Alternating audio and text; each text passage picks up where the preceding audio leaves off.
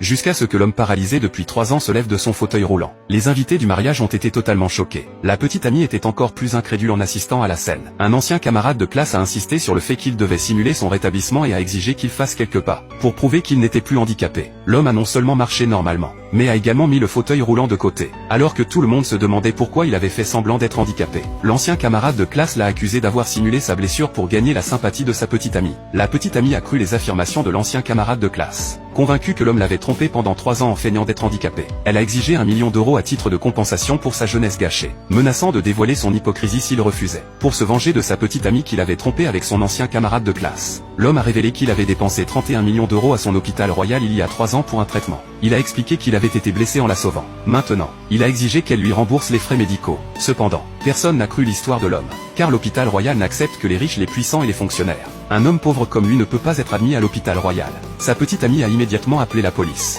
affirmant que l'homme avait non seulement simulé son handicap pour l'épouser, mais avait également falsifié des factures pour lui extorquer de l'argent. L'ancien camarade de classe a encouragé les invités à capturer l'homme sur place. Mais au moment critique, une femme prétendant être l'héritière de la famille Chen est intervenue pour défendre l'homme. Elle affirme être la fiancée de l'homme. Personne sur place ne l'a reconnue et a supposé qu'elle agissait de connivence avec l'homme.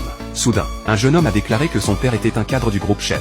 Il a appelé pour vérifier et a appris que l'héritière Chen n'avait pas de petite amie et ne pouvait pas être à un mariage. Il a publiquement dénoncé l'affirmation de la femme comme étant fausse. Cependant, la femme est restée calme, demandant le nom du père du jeune homme. Elle a immédiatement appelé l'entreprise pour faire licencier son père. Le jeune homme, initialement arrogant, a reçu la confirmation du licenciement de son père quelques instants plus tard. Terrifié, il est tombé à genoux, suppliant l'héritière Chen de rétablir le poste de son père, car les moyens de subsistance de leur famille dépendaient uniquement du revenu de son père. Voyant que l'héritière Chen l'ignorait, il s'est tourné vers l'ancien camarade de classe pour obtenir de l'aide. L'ancien camarade de classe l'a assuré de ne pas paniquer, suggérant qu'il jouait simplement la comédie et que la police démasquerait leurs mensonges. Lorsque la police est arrivée, ils ont accusé l'homme d'utiliser des astuces de bas niveau, insistant sur le fait que la facture médicale de 31 millions d'euros devait être fausse, car seuls les riches pouvaient se permettre un traitement à l'hôpital royal. L'homme a alors révélé que sa mère était la femme la plus riche du monde. La petite amie et l'ancien camarade de classe ont éclaté de rire, se moquant de lui, disant que si sa mère était la femme la plus riche, alors elle devait être la plus riche de l'univers.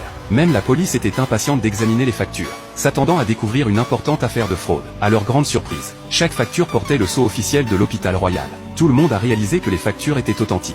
Mais ils avaient du mal à croire qu'un homme soi-disant pauvre ait dépensé 31 millions d'euros pour un traitement. La petite amie s'est demandé pourquoi il avait besoin d'un hôpital aussi cher pour des blessures mineures.